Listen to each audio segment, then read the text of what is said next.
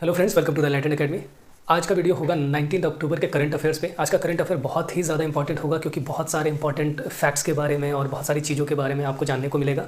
अगर अभी तक आपने चैनल को सब्सक्राइब नहीं किया तो चैनल को सब्सक्राइब करें इंपॉर्टेंट अपडेट्स के लिए, कि कोई भी नई वीडियो अगर चैनल पर अपलोड होती है तो वो आपको सबसे पहले मिले और आपके एग्जाम में हमारा कंट्रीब्यूशन थोड़ा सा कुछ हो पाए। चलिए, आज का टॉपिक जो है हम स्टार्ट करेंगे किस चीज़ से। हम लोग स्टार्ट करेंगे आर्मेनिया अज़रबैजान कन्फ्लिक्ट से। राइट, ये जो तनाव की स्थिति है इन दो कंट्रीज़ के बीच में, आखिर क्या हुआ। तो यहाँ से करंट अफेयर में क्वेश्चन आपको ज्योग्राफी के पर्सपेक्टिव से भी बहुत सारे क्वेश्चंस निकलेंगे और कहीं ना कहीं छोटे छोटे टुकड़ों में भी क्वेश्चंस आपके करंट अफेयर में पक्का एक क्वेश्चन तो ज़रूर बनेगा। और आप देखिएगा, अगर कोई भी एग्जाम को आप अटेम्प्ट करेंगे तो आपको ज़रूर इस टॉपिक से क्वेश्चन मिलेगा। तो देखिए, ये कन्फ्लिक्ट है क्या। पहले तो आप मैप को समझिएगा कि आर्मेनिया और अज़रबैजान कहाँ पर लोकेटेड है। देखिए, ये जो रीजन है पूरा, ये जो रीजन आप देख रहे हैं, इसे कहा जाता है कॉकेसस रीजन। ठीक है, और ये रीजन किसके किसके बीच में है, ये देखिए, है ब्लैक सी और कैस्पियन सी के बीच में है। ये जो रीजन है, ये रीजन डिवाइड करता है किसको, यूरोप एंड एशिया को डिवाइड करता है। तो ये भी आपको ज्योग्राफिकली याद रखना है किसी भी एग्जाम के लिए कि कैकस, ये जो पूरा एरिया आप देख रहे हैं आर्मेनिया और अजरबैजान का, ये जो रीजन है वो कॉकेसस रीजन इसको बोला जाता है। करेक्ट। और ये जो पूरा एक माउंटेनियस रीजन है और ये रीजन बेसिकली डिवाइड करता है यूरोप और एशिया को। दो अलग अलग सी के बीच में ये रीजन है। करेक्ट। इसी कैकस रीजन का ये एक टुकड़ा है जहाँ पे दो कंट्री सिचुएटेड है, एक है आर्मेनिया और एक है अजरबैजान। ठीक है, थोड़ी सी हिस्ट्री पे बात करते हैं तो आपको कॉन्टेक्स्ट बहुत अच्छे से समझ में आएगा। देखिए, ये दोनों सबसे पहले फॉर्मर सोवियत यूनियन नेशन थे। ठीक है, ये बात आप समझने की बात है। ये दोनों पहले सोवियत यूनियन में यूएसएसआर का पार्ट होते थे। 1991 में जब डिसइंटीग्रेट हो गया तो उसके बाद ये दोनों कंट्री क्या हो गई, इंडिपेंडेंट हो गई। तब तक कोई टेंशन वाली बात नहीं थी। टेंशन कब हुई, इन दोनों के इंडिपेंडेंट होने के साथ। और ये एक जो रीज़न आपको रेड कलर में दिख रहा है, ये रीज़न बना सबसे बड़ी टेंशन की जड़ और आज तक ये टेंशन बरकरार है।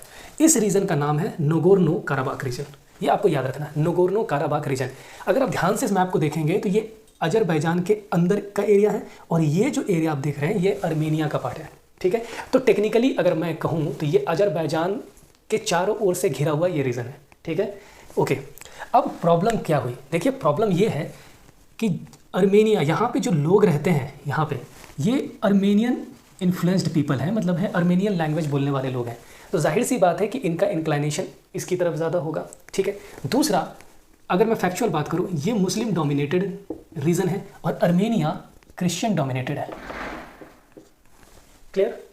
अब जब ये 1991 में दोनों नेशन यूएसएसआर से डिसइंटीग्रेट होकर के इंडिपेंडेंट नेशन बन गए तो इस पर्टिकुलर रीजन पे क्लेम किसका था, आर्मेनिया का। तो अगर मैं बोलूँ 1991 से लेकर के, ठीक है, आगे चल करके, लेकिन इसके बाद हुआ क्या, 1992 में अजरबैजान और आर्मेनिया के बीच में कन्फ्लिक्ट शुरू हो गया, मतलब full fledged war. Correct, full fledged war.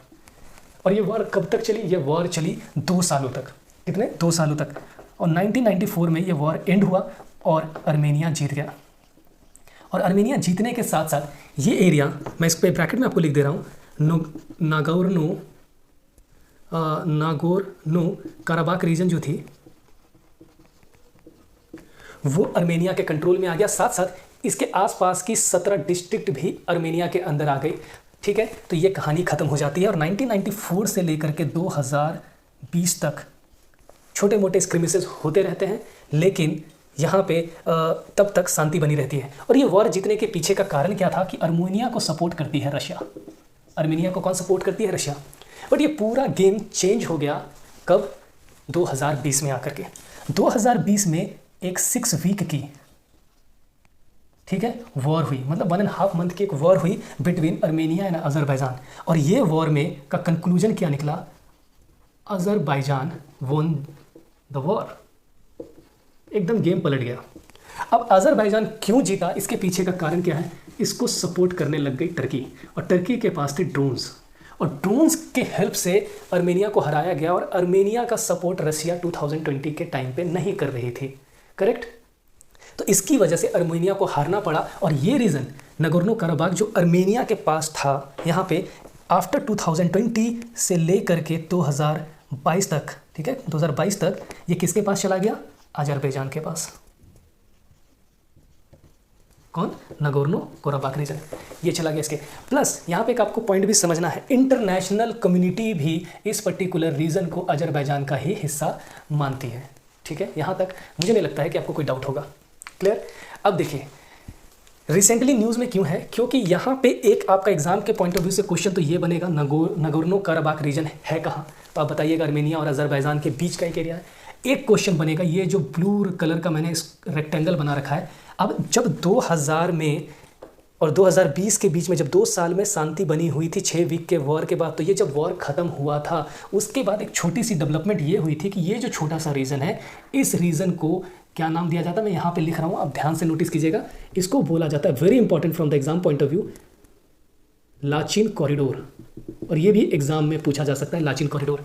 ये लाचिन कॉरिडोर जो नगोर्नो कराबाख रीजन और अर्मेनिया के बीच में एक छोटा सा हिस्सा है, ये यहाँ पे Russian peace keeping force deploy करी गई थी 2020 में, ठीक है। कितने? 20,000 के आसपास रशियन पीस कीपिंग फोर्स की टेंशन नहीं बना रहे कि अर्मेनिया वापस इस पर अटैक करे और अजरबैजान से छीनने की कोशिश करे, तो इसलिए पीस कीपिंग फोर्स थी। बट सितंबर के मंथ में हुआ क्या? सितंबर के मंथ में इस पर्टिकुलर रीजन में से रशियन पीस कीपिंग फोर्स हट गई और एग्जैक्टली उसके बाद क्या हुआ, ये दोनों एरिया में बहुत सारे बॉम्ब सेलिंग्स होने लगे, जिससे 150 से भी ज़्यादा, कहा जाता है कि 200 के अराउंड यहाँ पे दोनों साइड से सोल्जर्स मारे गए।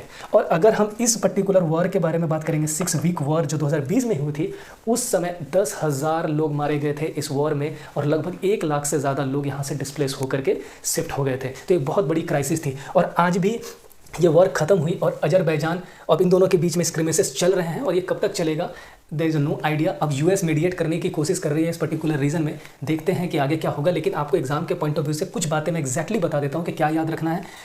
ये Nagorno Karabakh corridor, correct, Lachin corridor कहाँ कहाँ किसके किसके बीच में है? ये नगोर्नो कराबाख और अर्मेनिया के बीच में एक छोटा सा एरिया है जहाँ पर रशियन पीस कीपिंग फोर्स थी 2022 तक, 2020 से लेकर 2022 तक, करेक्ट। अब इन दोनों कि ये कौन से रीजन में आता है? कॉकेकस रीजन में आता है, ब्लैक सी और कैस्पियन सी के यूरोप और एशिया का बॉर्डर माना जाता है, करेक्ट। ये सारी बातें आपको यहाँ पे याद रखने वाली बात है, ठीक है। आई होप आपको ये पर्टिकुलर टॉपिक जो है अर्मेनिया और अजरबैजान का कन्फ्लिक्ट पूरे अच्छे तरीके से आसान भाषा में क्लियर हो गया होगा, ठीक है। अगर इसके बाद भी आपको कोई डाउट है तो आप कमेंट करके मुझे ज़रूर बताइए। इवन अगर आपको कोई सजेशन भी है कि करंट अफेयर के वीडियोस में आपको और क्या रिक्वायरमेंट है, डिटेल्स ना दूं, कम दूं, ज़्यादा दूं, क्या करूं, तो अगर आपको कोई भी सजेशन है तो आप उसे कमेंट बॉक्स में ज़रूर कमेंट करके हमें बताएं, ठीक है। चलिए मूव करते हैं हम, इसको आप नोट डाउन कर लीजिएगा, मैं हटा रहा हूँ इसे और हम सेकंड करंट अफेयर के बारे में बात करेंगे। Okay,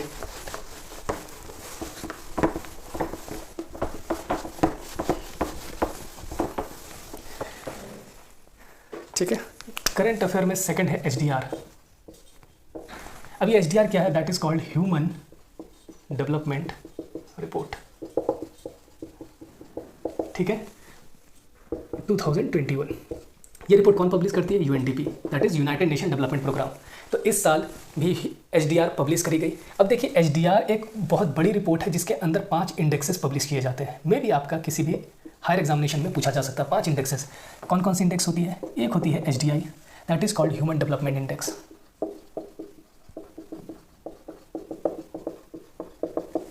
next one is IHDI, that is in equality adjusted HDI, ठीक है, human development index. Next one is multi dimensional poverty index.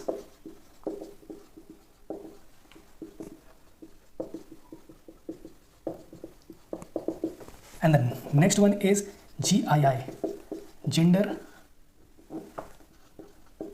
Inequality Index, and the last one is GDI.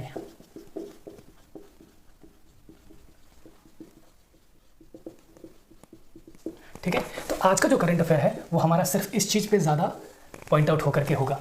अब HDI, देखिए HDI कब से publish करी जाती है? 1990 से पब्लिश करी जाती है, ठीक है। और किसने इनिशिएट किया था? दैट इज कॉल्ड महबूब उल हक, एक पाकिस्तानी इकोनॉमिस्ट थे। इन्होंने सजेस्ट किया। इससे पहले क्या होता था, इससे पहले ये होता था कि पर कैपिटा इनकम से जज किया जाता था वहाँ के लोगों की कंडीशन, लेकिन उससे बहुत सारे डायमेंशंस नहीं टच होते थे। इसीलिए महबूब उल हक ने 1990 के टाइम पे एक रिपोर्ट बनाई, दैट इज़ कॉल्ड HDI, जो एक लार्जर पिक्चर हमें बता रहा होता है उस कंट्री में रहने वाले लोगों की स्थिति को। करेक्ट। नाउ 3 पैरामीटर्स देखे जाते हैं, ठीक है, जिस पे ये रिपोर्ट पूरी बेस्ड होती है। पहला होता है हेल्थ, जो किस चीज़ से निकलता है, life expectancy at birth. Correct. Next one होती है आपका स्टैंडर्ड ऑफ लिविंग, ये होती है per capita gross national income, ठीक है, हेल्थ। और थर्ड होती है नॉलेज। ये किस चीज़ से पता चलता है, ये पता चलता है expected and mean year of schooling. इन तीनों पैरामीटर पे बेस्ड होकर के ये रिपोर्ट तैयार करी जाती है। Now come to the ranking. देखिए इंडिया की रैंकिंग क्या है इस बार के HDI में, दैट इज़ 132 आउट ऑफ 191। पहले क्या थी, ये 2021 की है। 2020 में ये रैंकिंग थी 130 आउट ऑफ 189, काफ़ी घट गई है। अगर हम पॉइंट वाइज बात करें कि कितना घट करके हो गया है, 0.633 हो गया है घट करके, किससे, 0.645 से। ये लास्ट ईयर की थी, ये इस ईयर की पॉइंट है। और ये पूरा मेजरमेंट किस चीज़ पे आधारित है, 0 से लेकर के 1 पे आधारित है। 1 का मतलब बहुत अच्छा और 0 का मतलब बहुत ही खराब रैंकिंग। करेक्ट। टॉप किसने किया है, देखिए टॉप 3 कंट्री है स्विट्ज़रलैंड, कितनी है, रैंक 1 है ये, 0.962। Then Norway 0.961 and 0.959 Iceland. Correct, ये टॉप की है। और बॉटम में कौन है, बॉटम में है साउथ सूडान, ठीक, Chad, and the third one is Niger. अब एक और आपको बात बताता हूँ, यहाँ पे 32 ईयर्स में ये पहली बार जो है ग्लोबल डिक्लाइन देखने को मिला है। ग्लोबल डिक्लाइन क्यों, क्योंकि कोविड-19 पैंडेमिक है, यूक्रेन रशिया का वॉर चल रहा है, एटसेट्रा। और मेन रीज़न जो बताया गया है जिसके कारण ये पूरा ग्लोबल डिक्लाइन देखने को मिली है, वो है लाइफ एक्सपेक्टेंसी। अगर हम ग्लोबल लाइफ एक्सपेक्टेंसी की बात करें तो वो कितना था पहले, वो था 72.8 और ये अब घट करके हो गया है 71.4 ईयर्स। इंडिया को तो और भी बुरा हाल है। अगर मैं इंडिया की बात करूँ, life expectancy, India life expectancy वो 67.2 हो चुकी है। करेक्ट, घट करके जो पहले 68.7 थी। प्लस एक और मैं आपको डेटा बता देता हूँ एग्जाम से। यहाँ पे मैंने आपको बताया जेंडर इनइक्वालिटी इंडेक्स, इसकी भी रैंकिंग आई है। जेंडर इनइक्वालिटी इंडेक्स में इंडिया की रैंकिंग है 122 आउट ऑफ 170, ठीक है। एशिया रीजन की अगर हम बात करें तो एशिया में श्रीलंका 76 रैंक से टॉप की है। करेक्ट, जो काफ़ी हद तक इंडिया से बहुत आगे है। आई होप HDI आपको क्लियर हो गया होगा। इससे ज़्यादा आपको HDI के इंडेक्स में कुछ भी याद करने की या जानने की ज़रूरत नहीं है। क्लियर, किसी भी एग्ज़ाम में, यहाँ तक कि UPSC के एग्ज़ाम में भी आपको इससे ज़्यादा जानने की ज़रूरत नहीं है, ठीक है।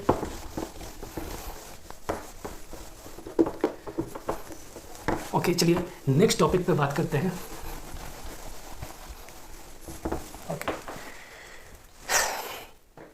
Next topic is Collective Security Treaty Organisation, ठीक है।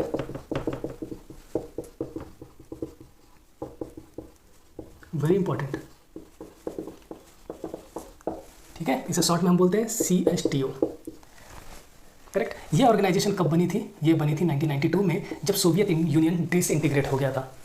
ये एग्जैक्टली आप समझ सकते हैं कि एक काउंटर ऑर्गेनाइजेशन है किसकी, नेटो की। करेक्ट, अब देखिए वो कैसे, स्टार्टिंग में क्या था कि कुछ यहाँ ये एग्जैक्टली एक इंटर गवर्नमेंटल, 1992 की बात है, इंटर गवर्नमेंटल ऑर्गेनाइजेशन थी, ठीक है। बाद में 2002 में जाकर के ये एक मिलिट्री अलायंस बन गई। करेक्ट, टोटल कितने मेंबर हैं, टोटल 6 मेंबर हैं इसमें। रशिया, अर्मेनिया, क्योंकि अर्मेनिया को हमेशा से रशिया सपोर्ट कर रहा है, बेलारूस, कजाकिस्तान, ठीक है, Kyrgyzstan, and the next one is Tajikistan. ठीक है, ये 6 मेंबर हैं करेंटली। ठीक है, ओके। अब न्यूज़ में ये क्यों है, 2 कारणों से। देखिए, जनवरी के मंथ में कजाकिस्तान ने CSTO की हेल्प मांगी थी, क्योंकि कजाकिस्तान के अंदर एक प्रोटेस्ट हो रहा था। तो उस प्रोटेस्ट पे कंट्रोल पाने के लिए वहाँ के प्रेसिडेंट ने CSTO से डिमांड की फोर्सेस की, और फोर्सेस आए और प्रोटेस्टर्स को कर भी किया। ठीक है, इसलिए यह ऑर्गेनाइजेशन इंपॉर्टेंट है कजाकिस्तान की हेल्प करने के लिए। दूसरा, ये न्यूज़ में क्यों है, दूसरा ये न्यूज़ में है इस पर्टिकुलर चीज़ के कारण, दैट इज़ इनडिस्ट्रक्टेबल ब्रदरहुड। ये भी आपके एग्जाम में आराम से पूछा जा सकता है, इनडिस्ट्रक्टेबल ब्रदरहुड क्या है। देखिए, इनडिस्ट्रक्टेबल ब्रदरहुड एक मिलिट्री एक्सरसाइज है। किसकी? CSTO की। ठीक है, हर साल कंडक्ट होती है। बट प्रॉब्लम ये हुआ रिसेंटली, क्योंकि अभी जस्ट होने वाला था सितंबर के मंथ में, लेकिन CSTO का एक मेंबर जो है दैट इज किर्गिस्तान, जस्ट एक दिन पहले इस पर्टिकुलर एक्सरसाइज को कॉल ऑफ कर देता है, मतलब मना कर देता है। ठीक है, ऑब्जेक्ट करता है, मना कर देता है कि we are not going to participate in it, तो वापस हो जाता है किर्गिस्तान। तो क्वेश्चन ये भी आ सकता है कि CSTO की जो इनडिस्ट्रक्टेबल ब्रदरहुड एक मिलिट्री एक्सरसाइज है, उससे कौन सी कंट्री बाहर हो गई। कुछ भी पूछ सकते हैं, आजकल के एग्जाम में कोई भरोसा नहीं है, पूछ सकते हैं। तो किर्गिस्तान, इस वजह से ये पर्टिकुलर ऑर्गेनाइजेशन जो है वो न्यूज़ में है। करेक्ट। अगर आपसे इसका हेडक्वार्टर पूछा जाए तो आप बता देंगे मॉस्को है, मॉस्को में इसका हेडक्वार्टर है। ठीक है, आई होप यहाँ तक कोई। चलिए, जब मैं आपको CSTO बता रहा हूँ तो आपको मैं एक और चीज़ बताता हूँ। Steadfast, very important from the example Noon.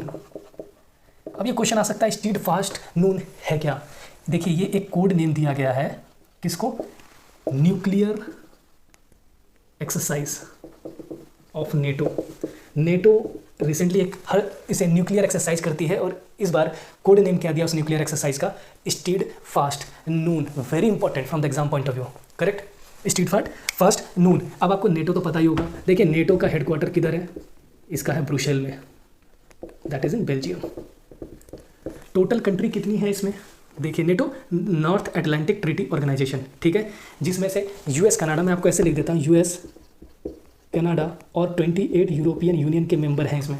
Correct, और ये एक मिलिट्री ऑर्गेनाइजेशन है वेस्टर्न ब्लॉक की, वेस्टर्न कंट्रीज़ की। कब बनी थी ये भी मैं आपको बता देता हूँ, 1945 में ये इस्टेब्लिश्ड हुई थी, जस्ट सेकेंड वर्ल्ड वॉर के एंड होने के बाद। ठीक है, अब न्यूज़ में ये बहुत है। देखिए, 2 कर, एक तो स्वीडन एंड फिनलैंड नेटो की मेंबरशिप के लिए एप्लीकेशन डाले हैं, और इससे पहले किसने डाला है एप्लीकेशन, यूक्रेन ने। और नेटो में ही यूक्रेन ज्वाइन करना चाहता था, जिसकी वजह से रशिया ने यूक्रेन पे इन्वेड कर दिया। That is the major reason. क्यों? क्योंकि अगर नेटो का अलायंस यूक्रेन बन जाता तो रशिया के लिए बहुत ज़्यादा प्रॉब्लमेटिक हो जाता, क्योंकि करीबी अगर बॉर्डर में नेटो आकर के खड़ा है तो रशिया के लिए आने वाले टाइम में एक थ्रेट की सिचुएशन बनी रहेगी। वो अलग बात है कि अभी तक वो वॉर फरवरी के मंथ से अभी तक यूक्रेन के साथ रशिया की जंग चल रही है। तो इस वजह से ये न्यूज़, और ये बहुत इंपॉर्टेंट एक न्यूक्लियर एक्सरसाइज है, क्योंकि मिलिट्री एक्सरसाइज तो हम लोग सुनते ही हैं, न्यूक्लियर एक्सरसाइज बहुत कम सुनने को मिलता है, इसलिए एग्जाम के point of view say that is very very important. ठीक है, ओके। चलिए, अब हम बात करते हैं नेक्स्ट करंट अफेयर की, दैट इज़ लोथल।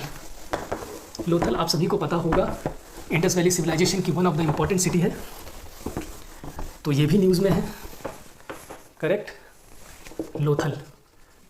आज ही के दिन 19 अक्टूबर के दिन नरेंद्र मोदी आज स्पीच दे रहे थे लोथल के इनॉग्रेशन में। ठीक है, तो लोथल पे क्या बन रहा है, नेशनल मैरीटाइम हेरिटेज कॉम्प्लेक्स।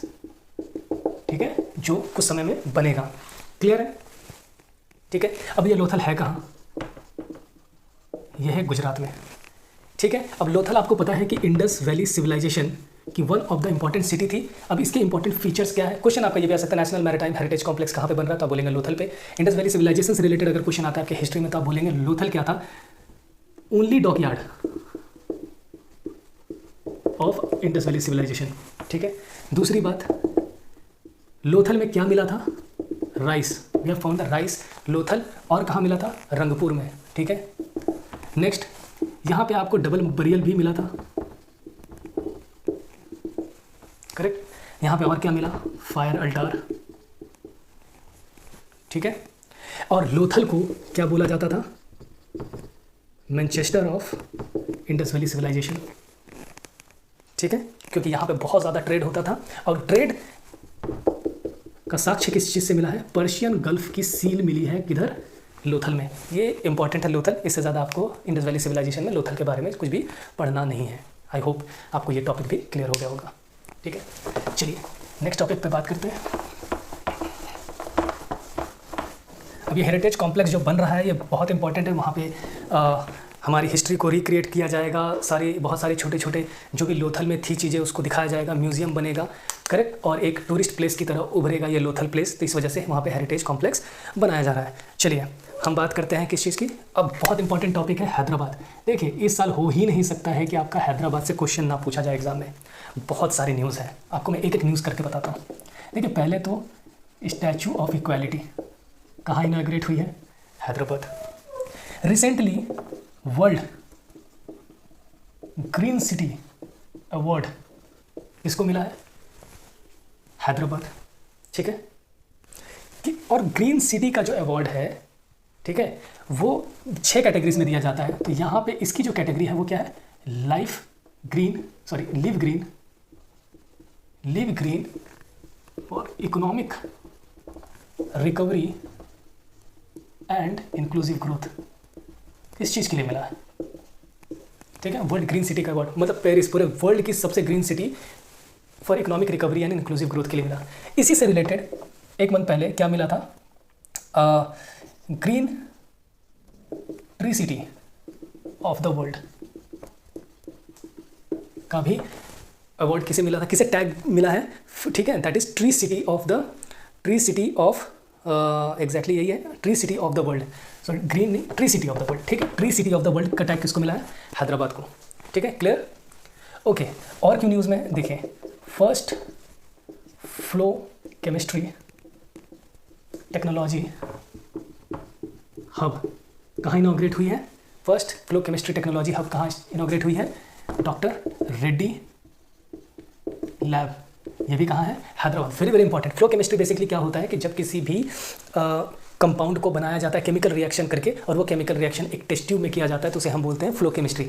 और ये भी बहुत इंपॉर्टेंट है फ्लो केमिस्ट्री, और इसी के लिए एक हब बनाई जा रही है, जिससे क्या होगा कि रिएक्शंस फास्ट हो सके, पहली बात, और दूसरी बात जो बाय प्रोडक्ट होते हैं उसकी वेस्टेज कम हो सके। अब फ्लो केमिस्ट्री से भी आगे निकल चुकी है इस बार, जिसके लिए नोबेल प्राइज़ मिला है केमिस्ट्री में, दैट इज़ क्लिक केमिस्ट्री। तो वो ऑलरेडी मैंने आपको पढ़ा दिया है।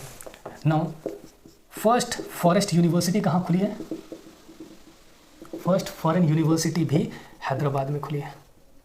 ठीक है, first foreign university, first India की foreign university to be precise, और वर्ल्ड की थर्ड है, right, world's third forest city, sorry forest university not city. ठीक है, तो 2 और कहाँ कहाँ खुले हुए हैं? एक रशिया में है और एक चाइना में है। ठीक है, okay, now next, first all